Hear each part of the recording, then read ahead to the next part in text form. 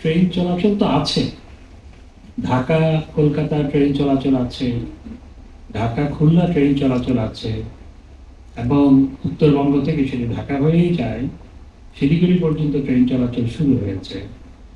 এবং 65 যুদ্ধের আগে আরো অনেক ট্রেন চলাচল ছিল। আমরা শুধু আসলে একটা সমঝোতা স্মারক হয়েছে, ব্যাপারে কোনো চুক্তি এখনো হয়নি। এবং আমরা রিজিওনাল কানেক্টিভিটি নিয়ে আমরা ভাবছি যে বাংলাদেশ থেকে ট্রেন ভারতে শুধু যাবে না, বাংলাদেশ থেকে ট্রেন নেপালও যাবে, বাংলাদেশ থেকে ট্রেন ভুটানে যাবে। এবং আমরা রিজিওনাল কানেক্টিভিটি নিয়ে আলোচনা করছি। এবং যেটি করা হোক না কেন, সেটি অবশ্যই, যেহেতু আমাদের অভিজ্ঞতা আছে ইতিমধ্যেই যে ভারত থেকে ট্রেন বেশ কিছুদিন ধরে, বেশ কয়েক বছর ধরে কলকাতা থেকে ঢাকায় আসে এবং সবাই খুশি, এটি কোনো অভিযোগ এখনো পর্যন্ত কোনোদিন কেউ উপস্থাপন করেনি। সুতরাং আমরা যদি এটাকে ফার্দার এক্সপান্ড করি, সেটিও আমি মনে করি সবার জন্যই সেটি উপকারে আসবে, উভয় দেশে লাভবান।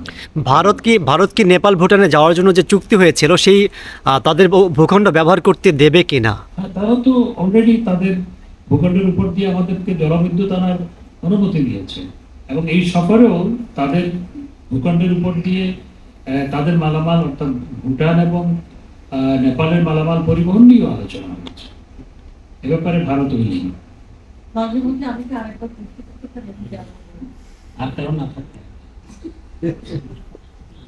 মনে হয় নাই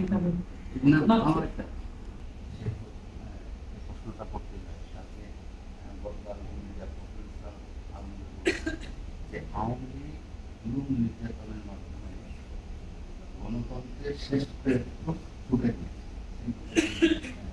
আওয়ামী লীগ জয়েন্ট সেক্রেটারি হিসাবে কি বলবো? দেখুন, এগুলো তো গতানুগতিক কথা, এগুলো কোনো নতুন কথা নয়। এবং তারা গণতন্ত্রের কথা বলে, গণতন্ত্র তো তাদের দলের মধ্যেই নাই। মধ্যরাতে হঠাৎ বিএনপি নেতারা দেখতে পেল তাদের পদ নাই, আবার সকালবেলা দেখতে পেল অনেকে পদায়ন হয়েছে। নিজের দলে গণতন্ত্র নাই, নিজের দলটারই জন্ম হচ্ছে অগণতান্ত্রিকভাবে ক্যান্টনমেন্টের মধ্যে, তারা আবার গণতন্ত্রের কথা কি বলে? বাংলাদেশে গণতন্ত্র রক্ষা করেছে আওয়ামী লীগ এবং আওয়ামী লীগ নেত্রী জননেত্রী শেখ হাসিনা। তার নেতৃত্বে বারবার শিকলবন্দি গণতন্ত্র মুক্তি লাভ করেছে। তার নেতৃত্বে আন্দোলনের কারণেই বেগম খালেদা জিয়াও মুক্তি লাভ করেছিল ১/১১ পরে।